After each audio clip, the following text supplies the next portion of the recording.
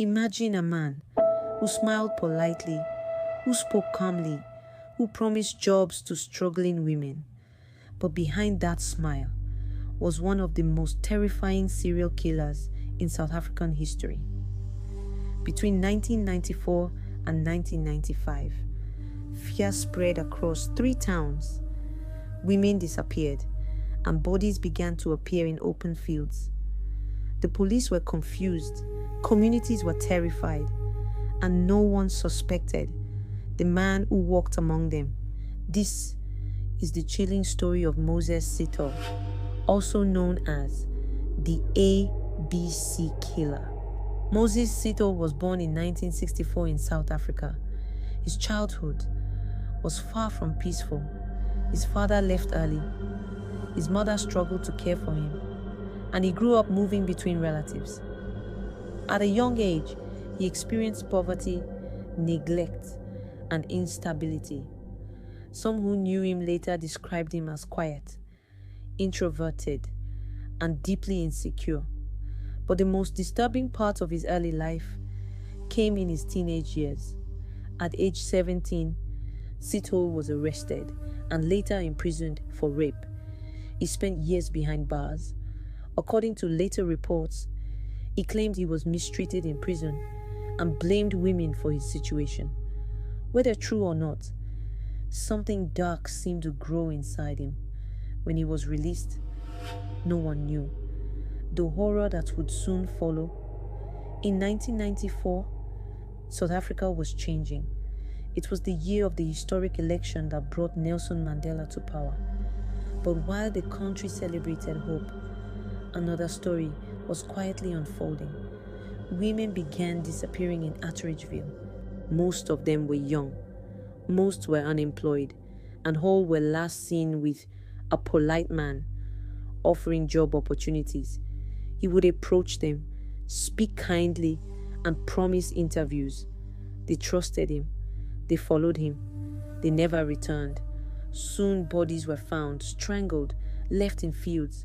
Police suspected a serial killer, but had no clear suspects. Then something strange happened. The killings moved. After Atteridgeville, similar murders appeared in Boksburg.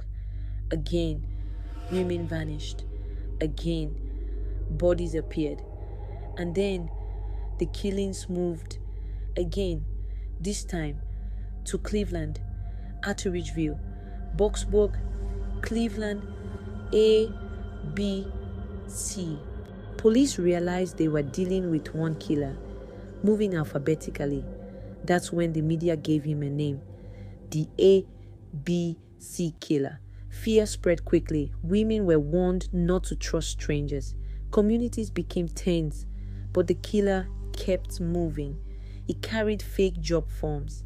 He spoke professionally. He acted helpful. He targeted women looking for work. He would say, "I work for a company hiring staff. Come for an interview." They believed him. He would take them to isolated areas, assault them, and strangle them. He often used their own clothing or his bare hands. Then he left them alone, forgotten. By the time police connected the cases, many lives had already been lost. The investigation took a dramatic turn when a journalist named Tamsin De Beer received a phone call. The caller claimed he was the killer. He spoke calmly, confidently. He described crimes only the killer would know. But during the conversation, he made a mistake.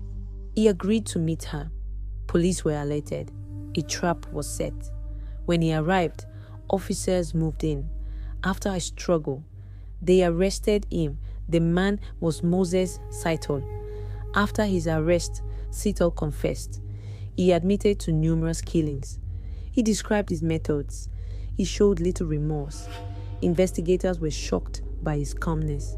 He later claimed he hated women and wanted revenge. Psychologists examined him, but he was declared fit to stand trial. The country watched as one of the biggest serial killer cases unfolded. In court, evidence was overwhelming. Witnesses identified him. DNA linked him. His own confession sealed his fate.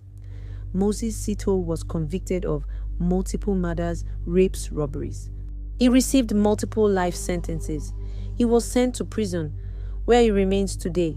The story of Moses Sithole is one of manipulation, trust, and unimaginable violence. It also reminds us how predators can hide behind ordinary faces.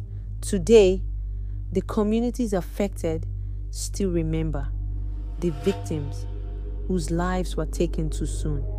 And the name, the ABC Killer, remains one of the darkest chapters in South African crime history. If you enjoy this true crime story, don't forget to like, subscribe, and share for more chilling stories.